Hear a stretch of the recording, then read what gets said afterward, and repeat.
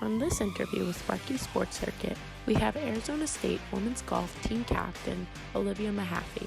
She will be discussing life at Arizona State and on the tour and her love for golf.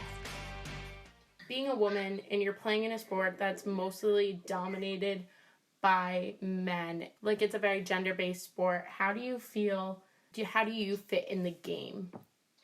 Well, I think personally it helps coming from Ireland. I come from a small country and I find everybody really gets behind their athletes there and they really support them. So I feel very lucky that I haven't had many issues, but I do see how it can be frustrating.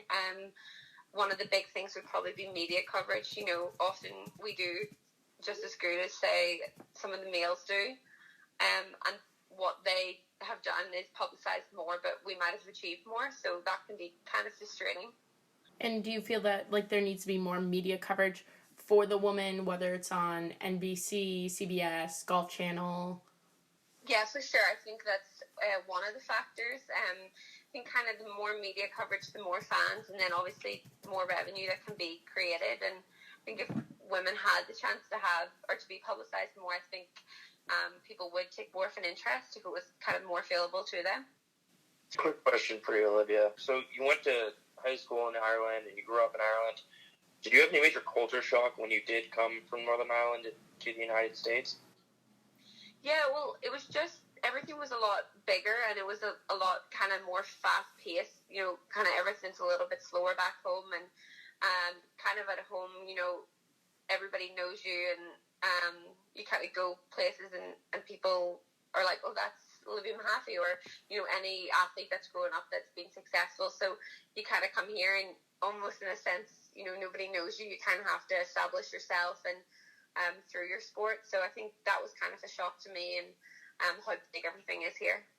I got a question. I was wondering where your passion for golf came from. Yeah, my dad and brother played, so he kind of took me when I was like 6 years old when I started, and then I'm a very competitive person, so I was always trying to beat my brother, so we would play against each other, and then I always wanted to kind of beat him, so that's kind of where my love kind of started. So what's the biggest difference in courses between the UK and the US, do you think? Yeah, it's very different. At home, we've kind of got a link-style course, so a lot faster and firmer, like deeper bunkers and longer grass. And then here, the greens are a lot faster, a lot more slopier. You have to hit it a lot higher here, and obviously the conditions at home kind of like make you want to play low because the wind's so strong. So there's kind of a lot of differences between the courses. What do you prefer? Do you prefer home or the US? I think I prefer here. I think kind of the better player always wins. You know, at home there's the links courses, there's a lot of luck involved and bounces and kind of where you land it. So I think kind of the best ball striker and the best player will win here. I play golf, and I know for me, I've done like Nike golf camps and LPGA like programs. And one thing was, I was always told by the boys, they would kick my ball, move it, tell me I can't lose to a girl. So do you feel, granted you're playing on a woman's team, but do you ever feel that pressure when you're out on the course and there are men playing alongside you or around you? Yeah, I guess it was a little bit different when I was younger. Like, I remember, like, showing up at matches and stuff, and I was the only girl on the team, and all the, you know, you'd play against the guy on the other team, and all the guys on that team were saying, you can't lose to her, you can't lose. And I think for me, it kind of spurred me on a little bit more. I was like, oh, I want to beat the guys. Not so much now, because I find on the women's team and the men's team at ASU, we really support each other, and we're kind of always competitive and trying to beat each other. But at home, when I was younger, I definitely had kind of a bit of that growing up. What was one thing you found different playing at the collegiate level for ASU and then playing on tour? You just played in your first major recently, correct?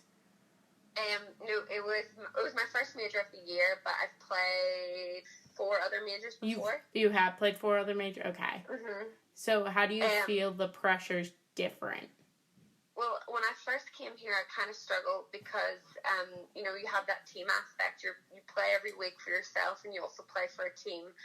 So I kind of put a lot of my pressure on myself to play well for the team. But what I kind of realized was the better I play, the better the team does. So kind of to get back to kind of focusing on try to play as good as I can, and then that will help the team indirectly. So I think kind of, playing professional events and being out there is a little bit more lonely. You're by yourself. You don't have your team around, and you kind of have to establish your own routine, like when you want to get to the course, how much time do you want to spend practicing. So it's definitely a little bit different. It's a little bit kind of more lonely without having the team there.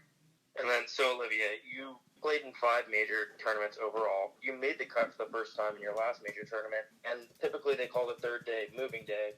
How was your first moving day, and what experience did you gain in that? Yeah, it was definitely different.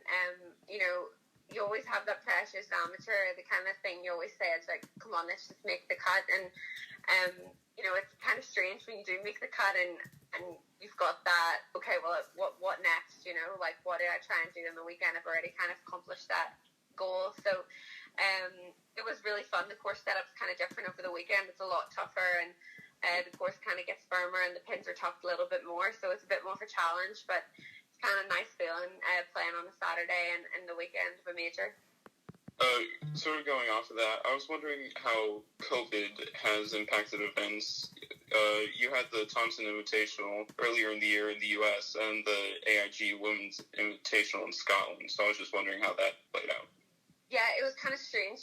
We played 3 collegiate events at the start of the year, and then COVID, so I went back home, and we had a pretty strict lockdown. There was no real competitions. I played, I think, 3 or 4 one-day events, so kind of wasn't ideal prep going into the Women's Open in Scotland, because I hadn't played a 4-day event. I hadn't played any really big events all summer, so it's kind of a little bit challenging, and it was kind of nice after the British Open. I came back here into Arizona for 2 weeks, and I could kind of reflect off that week and work on what needed to be better. But COVID kind of made it hard because I wasn't playing an event, so I didn't really know what part of my game demanded the most attention.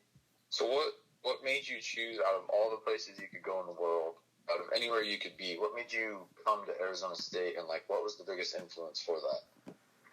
There was kind of a few factors. I wanted to go somewhere warm, and growing up at home where terrible weather, I wanted to get away from that. So that was a big factor for me. And obviously the program is the most successful program in NCAA women's golf. We've won the most national championships, so that was a big thing for me. I wanted to go where the team had been successful before and where they had produced so many good players.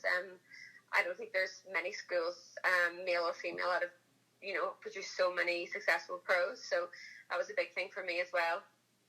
So they were probably the main things. And the team was always ranked, top 7, top 5, top 3 every kind of year. So I wanted to go somewhere that was very successful.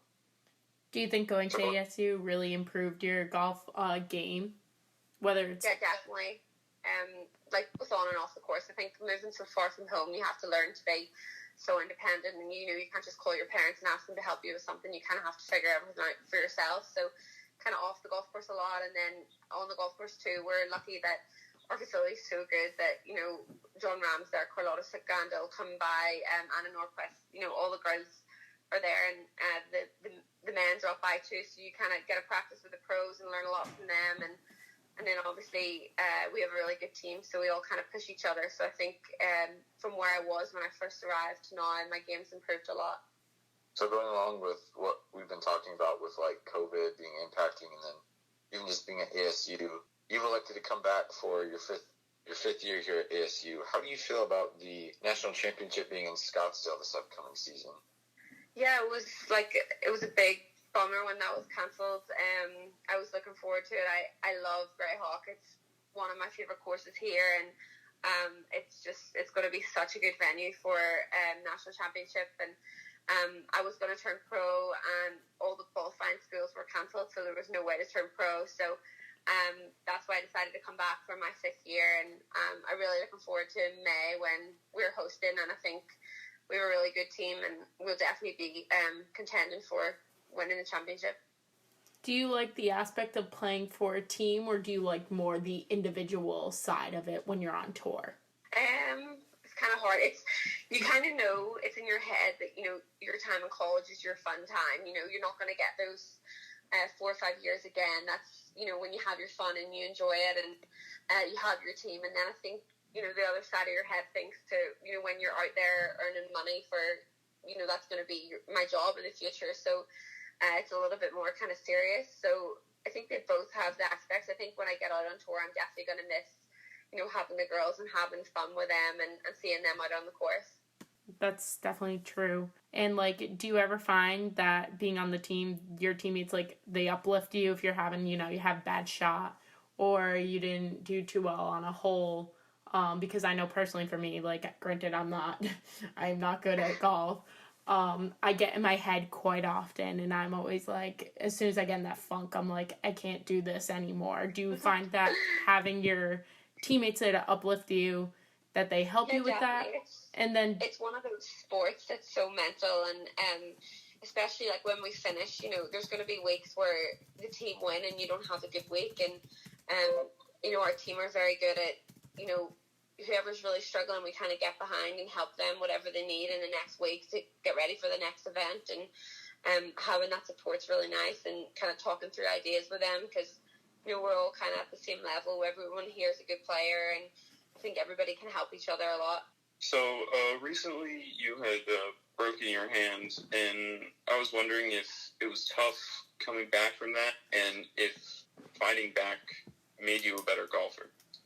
Yeah, definitely. I never had an injury before. That was my first injury, and it was like a freak accident. I was just hiking with my family, and I just fell on my hand and broke it. And I think it's almost harder when something like that happens, rather than, you know, saying you hurt yourself as a kind of overuse injury on your wrist or something.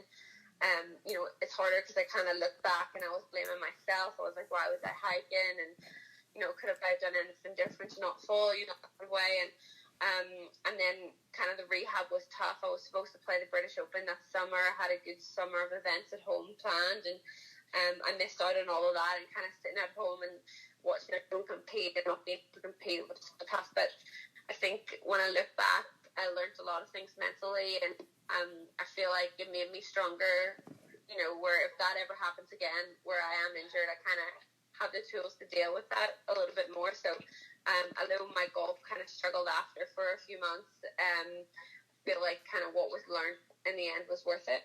Olivia, have you been able to go home since March when COVID-19 hit, or have you pretty much set foot in the Phoenix area besides tournaments? No, I went right home after we played in Hawaii. I came back for a week, and then I went straight back home to Ireland, and I was home the whole time until I came back for the ANA about 3 weeks ago. Are there any players that you've met, like, professionally that have really uplifted you and you feel like you look up to them as your role model? Yeah, one of our alumni, Carlotta Sagante, she played on the women's team quite a few years ago. So she's out on the LPGA now, and she lives in Scottsdale, so she practices a lot with us, and she helps me a lot. Like, she gives me some really good advice, and she's really nice to talk things through, and definitely she would be someone I really look up to. So it must be cool then having all those alum, like, because it's just someone who gets what you've gone through, especially through ASU. Exactly, and, you know, they always are really willing to help and give advice, and then you kind of feel like, you know, you're a few steps ahead when you turn pro. You kind of know what not to make, and, you know, through their experience and their advice. And then at the college level, so you're going for your 5th year. Is it bittersweet, or are you more excited because it's just one step closer in your golf career? Yeah, I'm excited. I mean, obviously it sucks we can't compete this fall, and you know, like XUC and stuff are competing, which is kind of tough, but we'll just kind of use this time to practice. But I think hosting nationals is something that I'm really looking forward to, getting to compete at home, and like hopefully having a lot of support out there. So it's kind of, you know, another 6-7 months, and then I can turn pro. So I kind of want to make the most of this time in college while I still got it. I think you'll do great. I'm very excited to watch you this season. Does anyone have any questions? What's your favorite course around here in the Phoenix area? Oh, it's a tough one. Maybe Estancia. Okay. All right. It's so nice. Did you play golf? Yeah, I think we all play golf in this group. I don't know. That's so cool. Yeah, we all play golf, so we know the courses fairly well around here. What's your favorite? Mine is it's one out east. It's Dinosaur Mountain. I love that one the most. I don't know if you've ever played that one. Played it. I love that one. Yeah, Rustic Canyon and more for California. It's a links course. Oh, nice. Haven't played it either. Must add them to the list. I'm from the East Coast, so I play all out here. Just very small country clubs. But Sounds good, though. Country clubs are the nicest. It's so nice. building off that question then, what's your favorite course you've played internationally? I think Augusta National. Augusta National. Yeah. Nothing beats Yeah, that. right? Who's your Masters I don't pick? think we can complain about that. I'm going to have to say Rory, because he needs to win a Masters, so... No, so thank you, and we're looking forward to see how you do in the spring and where your professional career takes you. Thank you, and good luck with your class. Thank you so much. Thank you very much. Bye. Thank you for tuning in to the special edition podcast of the Sparky Sports Circuit podcast, where we interviewed Olivia Mehaffey of Arizona State Women's Golf. If you liked this episode, please make sure that you subscribe to our YouTube channel, Instagram page, Twitter feed, and to our website.